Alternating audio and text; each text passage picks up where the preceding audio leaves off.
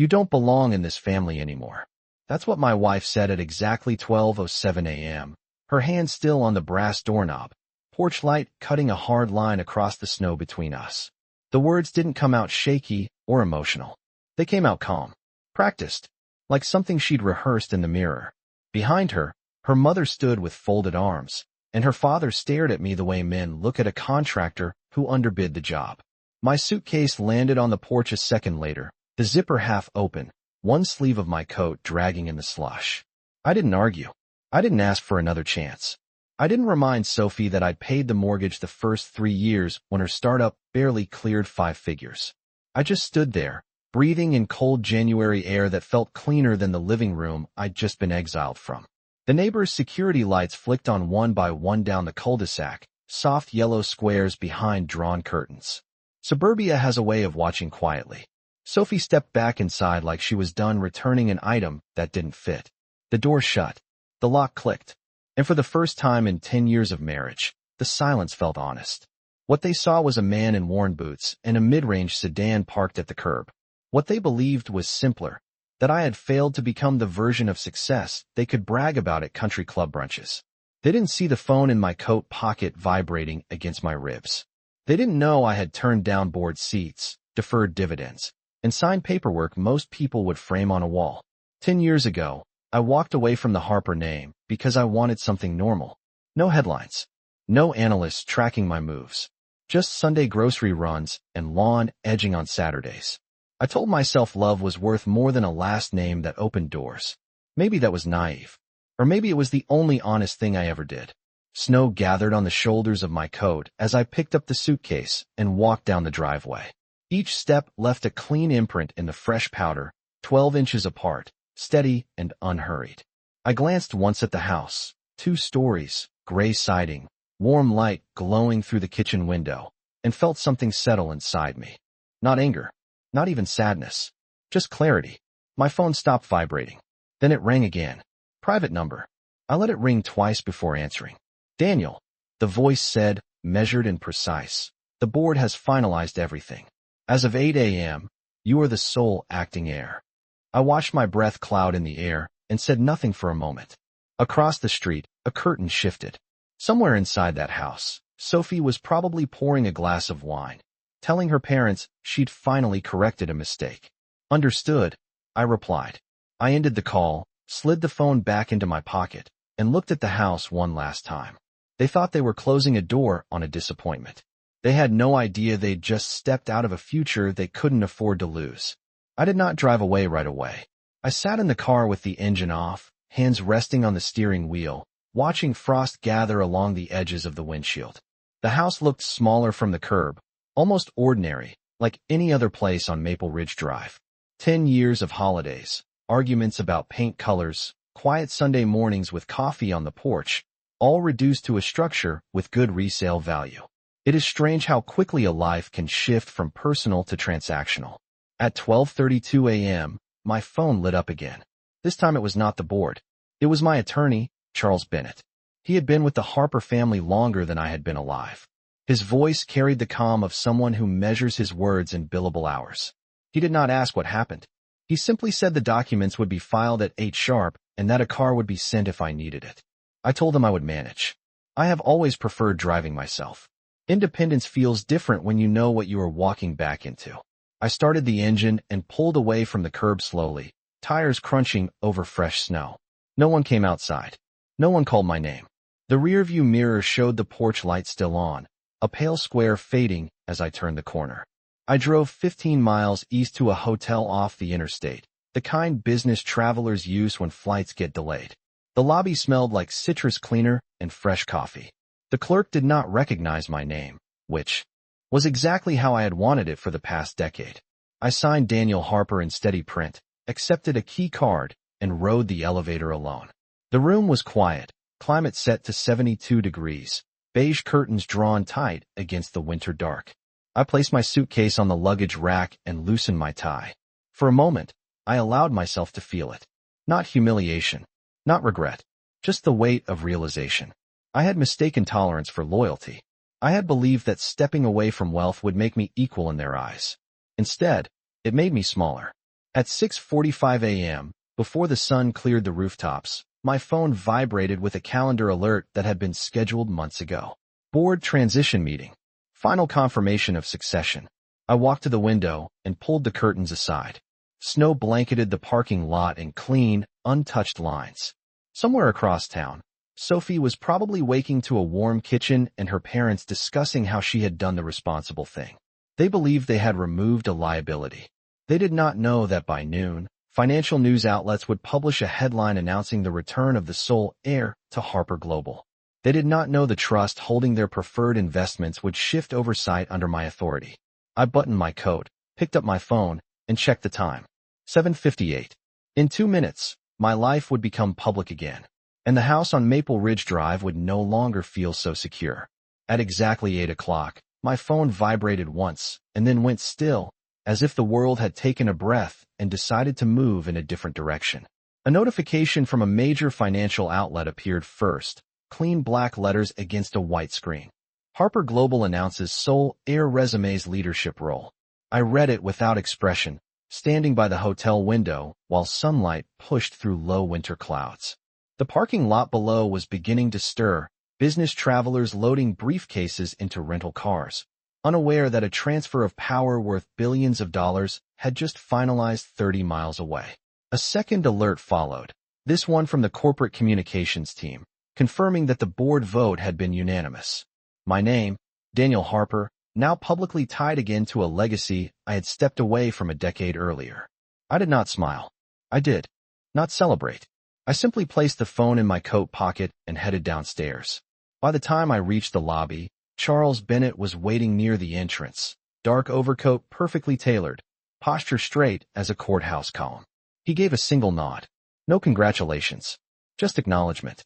Outside, a black sedan idled at the curb, exhaust drifting into the cold morning air.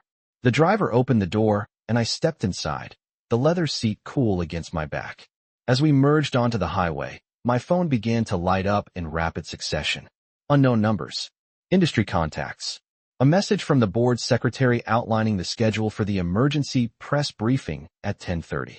And then, finally, a name I had not expected so soon. Sophie. I let it ring. It stopped. A text followed almost immediately. Is this real? Another message appeared from her father 2 minutes later, formal and carefully worded, referencing the news and requesting a conversation at my earliest convenience. The shift had begun. I watched snowbanks blur past the window as we approached the downtown skyline. For years, I had driven this route anonymously, blending into commuter traffic in a modest sedan, my last name carrying no weight outside of legal documents locked in a trust vault. Now every mile felt different, not heavier, just clearer. At a red light, I glanced at my reflection in the tinted glass. Same face, same steady eyes. Money does not change the bones of a man. It reveals what was already there. My phone vibrated again. This time it was a notification from the brokerage platform tied to a diversified portfolio that, until this morning, had operated under layered oversight. The control authorization had shifted. Finalized. Across town, I knew Sophie would be staring at her own screen, watching markets respond, realizing that the man she had asked to leave before midnight was not unemployed, not directionless, not small. He was, and had always been, the quiet center of something far larger than she understood. The sedan turned toward the Harper Global headquarters, a glass tower rising above the riverfront, winter light reflecting off its mirrored surface. I had avoided this building for 10 years. Today, the doors would open because they were designed to. And somewhere on Maple Ridge Drive, the house with the warm kitchen and the confident voices inside would feel a subtle, irreversible tremor. The glass doors of Harper Global opened before I reached them, not because someone recognized my face, but because access credentials had been restored at exactly 8:01. The lobby smelled faintly of polished marble and fresh coffee, a quiet hum of early meetings already in motion. 10 years ago, I used to walk through this space with a different posture, shoulders tight under the weight of expectation. Today I walked in steady, hands relaxed at my sides. Heads turned slowly. Not dramatically, just enough to signal that news travels faster than elevators in a building like this. Charles walked half a step behind me, tablet in hand, already filtering the noise. The receptionist's eyes widened for a fraction of a second before she composed herself. "Good morning, Mr. Harper," she said carefully, as if testing how the name sounded after a decade of absence. I gave a single nod and continued toward the private lift. On the way up, my phone vibrated again. This time I answered. Sophie's voice came through softer than I had ever heard it, stripped of last night's certainty. She did not begin with an apology. She began with confusion. She asked why I never told her. I looked at my reflection in the brushed steel wall of the elevator and chose my words with the same precision I had learned from boardrooms and balance sheets. "You never asked," I said calmly. Silence followed, heavier than any accusation. She tried again, this time mentioning her parents, mentioning how things must look, how shocked everyone was. I listened without interruption. For years, I had filled silences with explanations, with reassurance, with attempts to prove I was enough. Today I let the quiet do its work. "Daniel," she finally said, my name trembling at the edges. "Can we talk in person?" The elevator chimed at the top floor. The doors slid open to a panoramic view of the river, winter sunlight reflecting off the water in sharp white streaks. I stepped out before answering. "There will be a press briefing at 10:30, I said evenly. "After that, I will review all personal matters." I ended the call before she could respond. The boardroom doors were already open. 12 directors sat around the long walnut table, papers aligned, faces composed. Some had watched me grow up. Others had only known the headlines. As I took my seat at the head of the table, I felt something settle into place. Not pride, not vengeance, just alignment. The acting chairman slid a folder toward me. Final confirmation of authority. Signature lines marked in blue. I picked up the pen, the same brand my grandfather preferred, and signed without hesitation. Outside the glass wall, the city moved unaware of the internal shift taking place. Inside a house on Maple Ridge Drive, I imagined Sophie refreshing news feeds, her father recalculating business exposures tied to Harper Investments, her mother pacing between kitchen and living room. Last night, they believed they were removing an inconvenience. This morning, they were discovering they had dismissed the foundation beneath their assumptions. I closed the folder, looked around the table, and spoke clearly. "Let us begin." The press briefing began at 10:30 sharp, cameras aligned in neat rows, red recording lights blinking like steady heartbeats. I stood behind the podium with the river visible through the glass wall behind me, winter sunlight cutting clean lines across the floor. Questions came quickly, financial forecasts, leadership strategy, why I had been absent for 10 years. I answered each one without defensiveness. I told them the truth in measured pieces. I had stepped away to build something private. I had returned because responsibility does not expire. The room responded the way markets do when uncertainty clears. Calm. Focused. By 11:15, the announcement had moved from breaking news to confirmed reality. Stock prices adjusted upward. Analysts revised expectations. My phone, resting face down on the podium, vibrated again and again. When the final question ended, I stepped back from the microphones and handed control to the communications director. In the corridor outside the boardroom, Charles waited with a thin stack of folders. "There is one additional matter," he said quietly. He opened the top file and slid it toward me. Inside were documents tied to a minority investment Harper Global held through a layered trust. The beneficiary company was Whitmore Development Group, Richard Whitmore's firm. I read the summary once, then again, not because I did not understand it, but because timing matters. The investment had provided favorable credit extensions over the last 5 years. Lines of liquidity that made expansion possible. Those extensions were due for review next quarter. Under the updated authority structure, I had discretion over renewal terms. I closed the folder gently. "Schedule a review this afternoon," I said. "Full compliance analysis. No exceptions." Charles nodded. There was no need to explain further. Across town, Sophie called again. This time I answered while walking toward my new office. Her voice carried urgency now, layered with something close to fear. She said her father had just received a notice from his bank requesting updated collateral statements. She asked if it was connected. I paused outside the office door, hand resting on the handle. "Every business stands on its fundamentals," I replied evenly. "If those are strong, there is nothing to worry about." She exhaled sharply, as if the air had been held too long. She said her parents wanted to come downtown. She said last night had been a misunderstanding. I looked through the glass wall into the office that had once belonged to my grandfather, the city stretching out in quiet geometry beyond it. Last night was clarity, I said. We will speak after the review. I ended the call and stepped inside. The desk was exactly as I remembered, dark wood, minimal decoration, a single framed photograph of the original factory floor taken in 1968. I set my phone down and looked out over the skyline. In less than 12 hours, the narrative had shifted completely. The man who stood in the snow with a suitcase had not disappeared. He had simply walked forward. And somewhere in a warm kitchen on Maple Ridge Drive, the realization was beginning to settle that security built on assumption is never as solid as it seems. By 2:30 that afternoon, the compliance team had assembled in the smaller conference room overlooking the river, laptops open, spreadsheets projected across a 70-inch screen. I sat at the head of the table, listening as numbers were broken down into clean columns of exposure, leverage ratios, and renewal timelines. Whitmore Development Group represented less than 3% of Harper Global's diversified holdings, yet the symbolic weight was heavier than the percentage suggested. Favorable credit terms had allowed Richard Whitmore to expand into 2 additional commercial projects over the last 5 years, one mixed-use development downtown and a residential complex 15 miles north of the city.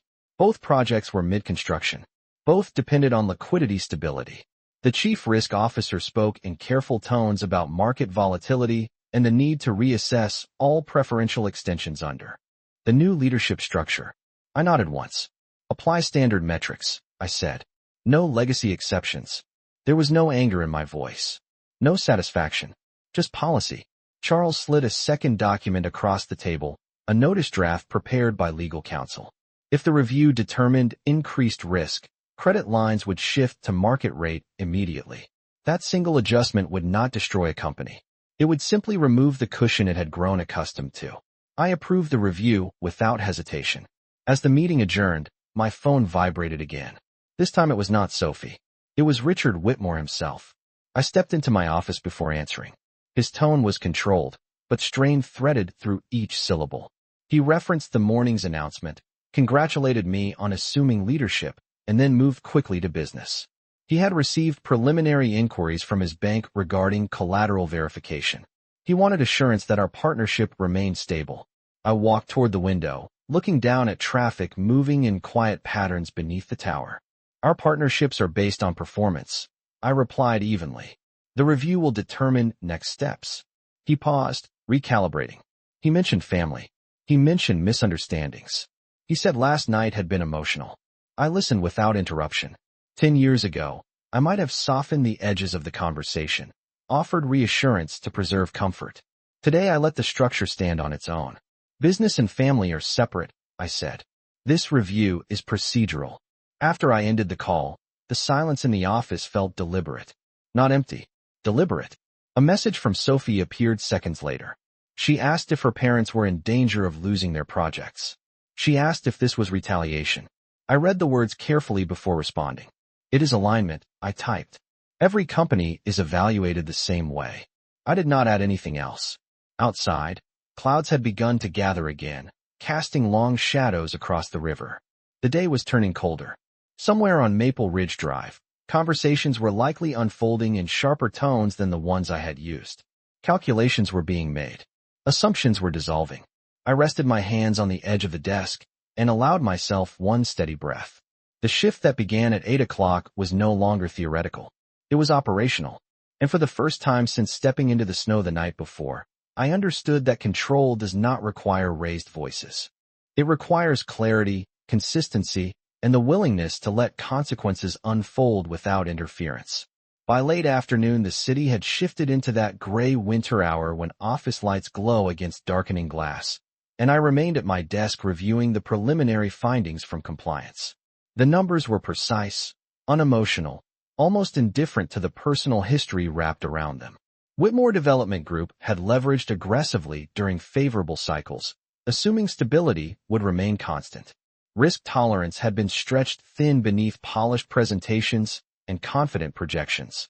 The cushion they relied on was not guaranteed. It had simply been inherited through legacy trust structures that no longer operated on sentiment. At 4:15, Charles returned with the initial assessment summary. Increased exposure under revised oversight, he said evenly. Recommendation is adjustment to market standard within 30 days. 30 days. Not immediate collapse. Not public embarrassment. Just reality recalibrated. I signed the authorization for formal notice. The ink dried in seconds. Across town, that signature would translate into phone calls, revised spreadsheets, emergency consultations. My own phone buzzed almost on cue. Sophie's message was longer this time, less controlled. She said her father's chief financial officer had just confirmed the review and that investors were asking questions. She said her mother felt blindsided. She asked again if we could meet tonight. I read the message twice before responding. 7 o'clock. Harper Global Lobby. No added explanation. At 6:58, I stepped into the lobby as evening traffic streamed past the building, headlights reflecting off the river like scattered silver. The doors opened and Sophie walked in alone, coat wrapped tightly around her shoulders, confidence replaced by uncertainty. For a moment she simply stood there, taking in the scale of the building she had never visited, the marble floors, the quiet authority embedded in every polished surface. I did not step forward immediately. I let her cross the distance herself. When she reached me, her eyes searched my face for anger. She did not find it.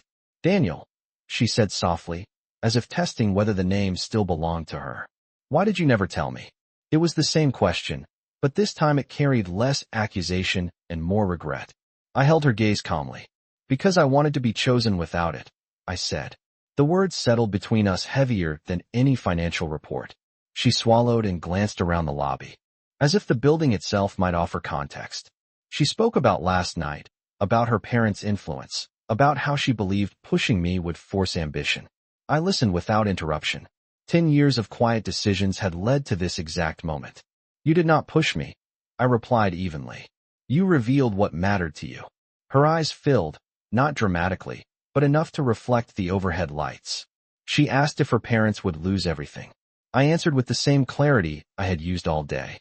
They will keep what they can sustain. Outside, snow began to fall again, light flakes drifting past the glass facade. The same winter that framed my departure now framed our meeting. I looked at Sophie and saw not an enemy, not even a victim, but someone confronting the consequences of assumption. "This is not punishment," I said quietly. "It is alignment." The lobby remained silent except for the distant hum of traffic, and in that stillness, the shift that began at 8 o'clock felt complete. Snow continued to fall outside the glass walls as Sophie and I stood facing each other in the quiet lobby, the city lights reflecting faintly against the marble floor. For a long moment neither of us spoke. The building around us felt steady, immovable, a contrast to the uncertainty in her expression. She pulled her coat tighter, as if the temperature had dropped, even though the lobby was warm. "My father said the bank moved up their review," she said carefully. "They are asking for additional guarantees. Projects could stall." Her voice did not accuse me this time. It carried the weight of consequence. I nodded once. "Leverage requires stability," I replied evenly. "When risk increases, terms adjust." She looked down at her hands, then back at me. "They thought you were comfortable. Content." I understood what she meant. Small. I did not correct her. Instead, I walked toward the seating area near the tall windows and gestured for her to sit. She hesitated, then followed. Outside, traffic moved in steady lines, red tail lights stretching toward the interstate. "Do you remember when we first moved into Maple Ridge?" I asked calmly. She blinked, surprised by the shift in tone. "You said you wanted a life that felt solid." She nodded slowly. "I believed we were building that," I continued. "Not through appearances, through choices." She swallowed and said that her parents believed ambition required pressure, that pushing me would spark something greater. I met her gaze without sharpness. "Pressure reveals structure," I said. "It does not create it." The words settled between us. She exhaled, shoulders lowering slightly. "Is there anything we can do?" she asked quietly. It was the first time she had said we instead of they. I considered the question carefully. "Your parents can strengthen their fundamentals," I answered. "Reduce exposure. Rebalance debt. Accept standard terms." She searched my face for hidden meaning. There was none. I was not offering rescue. I was offering reality. Her phone buzzed in her hand. She glanced at the screen, anxiety flashing across her features before she muted it. "They are asking if you will reconsider the review," she admitted. I shook my head gently. "The review is not personal." She looked at me then with something that felt closer to understanding than fear. "But this," she said softly, "is personal." I did not deny it. "Last night was," I replied. "Today is policy." Snow gathered along the edge of the plaza outside, softening the sharp lines of the concrete steps. For the first time since walking into the lobby, Sophie's posture shifted from defense to reflection. "I thought you needed to prove yourself," she said. "I did not realize you already had." I held her gaze, calm and steady. "Proof does not beg," I said quietly. Silence followed, not hostile, not tense, just honest. The world outside continued moving, unaware that a marriage and a family's assumptions were being recalculated in real time.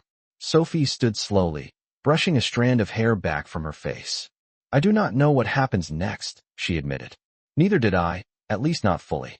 But I knew this much: clarity changes direction permanently.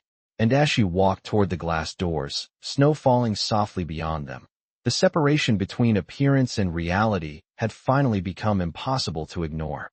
After Sophie walked out into the falling snow, the lobby doors closing softly behind her, I remained standing where she had left me.